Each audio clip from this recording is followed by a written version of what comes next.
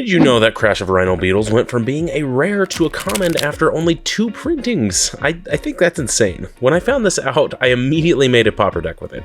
The deck is not going to be 100% though, so you need to help me in the comments to make this even better. And if you'd like to purchase any of these cards, check out that TCGplayer link in the description. Now, Crash of Rhino Beetles is a 5/5 for 5 with trample, which is actually pretty solid. But what makes this even better is the fact that it gets +10/+10 if you control 10 or more lands. It may be a while, and this is definitely going to be a mid-range deck, but that's a solid ability. 4 of these in the deck with the potential of being 15/15s in Pauper is just insane. To help us get 10 lands out, I've got 4 Arboreal Grazers. It only costs 1, but it's a 0/3 with reach and lets us put a land from our hand into play tapped. I love this card. A higher defense makes these guys kind of annoying for all the go wide type decks, and reach is just fantastic as well. There are also 4 Farhaven Elves that enter and just search up a basic into play tapped. A meat shield as well as another land gets us further ahead and faster. Yavimaya Elder does this as well, but it searches for 2 basics instead of 1 when it dies.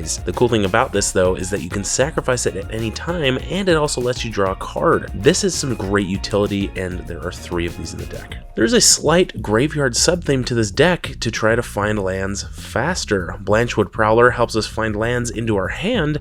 There are 4 of these, so we'll be using it fairly often, and if there isn't a land card, or we just don't want one of them for some reason, we'll put a +1/+1 counter on it, so it's fairly decent either way. Winding Way is also kind of similar. It lets us look at the top 4 cards of our deck, choosing creature or land, and then we get to put all of that type into our hand and the rest into our graveyard. Again, another way to sift through the deck faster. There are 4 of these. Another way to do this is with Track Down. We've got 4 of them in the deck, so you can kind of plan ahead a couple of turns, and it lets us get a creature or a land from among the scryed cards into our hand. I like this one a lot due to the scrying and drawing, but let me know if there's something better. Wasteful Harvest is another one that lets us mill cards. We'll mill 5, then put a permanent from those cards into our hand. This will let us get that land or creature we may be looking for in the moment. There are also 4 copies of this. This one is very popular. One Volley Acid Moss is a green Pauper staple. We get to destroy a land while searching our own library for a forest. It helps us keep ahead of our opponents really well. You know I had to put 4 of these in the deck. More land hunting and gathering comes in the form of Explore, play an extra land, and draw a card. I have 4 of them to once again keep ahead of the game.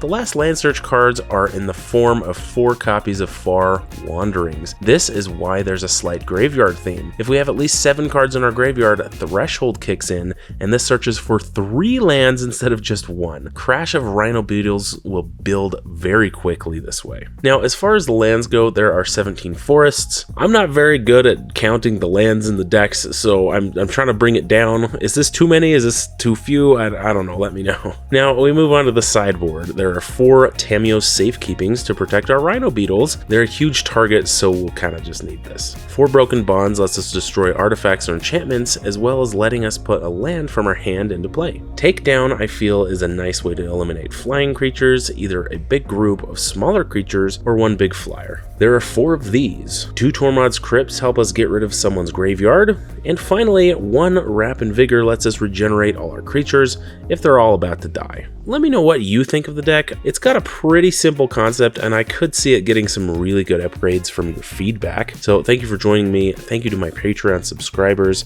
and make sure you join me next week for your weekly dose of magic.